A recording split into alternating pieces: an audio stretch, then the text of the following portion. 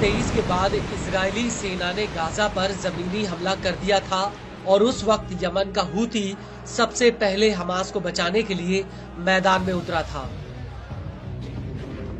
Houthi लगातार Israel के ऊपर लाल सागर से लेकर तेल अवीव तक हमला कर रहा है, जिससे इजरायली सेना का ध्यान गाजा से भटक जाए।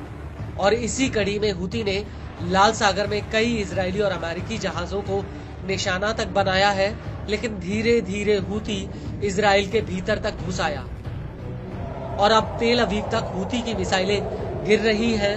वहीं दूसरी तरफ आईडीएफ के पास ऐसी कोई तरकीब नहीं है जिससे वो हूती के पैरों में लगाम कस पाए।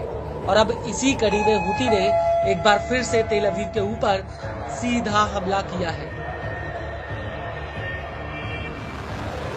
हूती ने तेल अवीव पर हाइपरसोनिक बैलिस्टिक मिसाइल फिलिस्तीन 2 दागी है और जैसे ही ये मिसाइल इजराइल की ओर बढ़ी, वैसे ही पूरे सेंट्रल इजराइल में हवाई हमलों के सायरन बजने लगे और लोगों में भगदड़ मच गई। इस हमले को लेकर हूती के प्रवक्ता ब्रिगेडियर जनरल याह्या सारी ने अपना बयान भी दिया है। उनका कहना है कि हूती के लड़ाकों ने कब्जे वाले जाफा शहर पर फिलिस्तीनी 2 बैलिस्टिक मिसाइल से हमला किया है।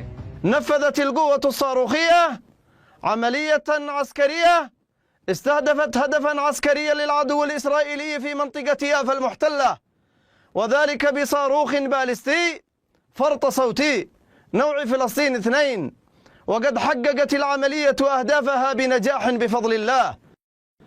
إن القوات المسلحة اليمنية مستمرة في مواصلة تنفيذ عملياتها العسكرية وضرب كافة الأهداف التابعة للعدو الإسرائيلي في الأراضي المحتلة، وإن هذه العمليات لن تتوقف إلا بوقف العدوان على غزة ورفع الحصار عنها.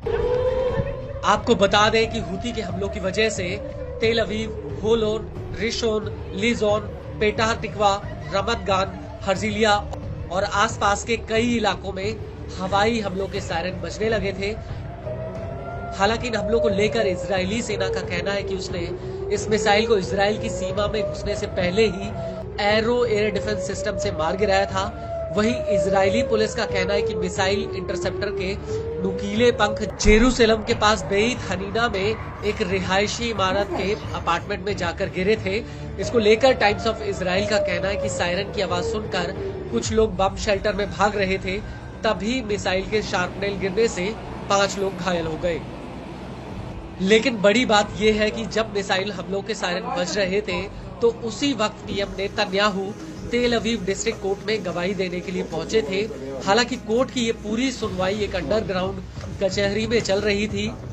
वहीं दूसरी तरफ इजरायली मीडिया का ये भी कहना है कि इस हमले की वजह से बेन गुरेन एयरपोर्ट पर संचालन कुछ समय के लिए रद्द तक करना पड़ा।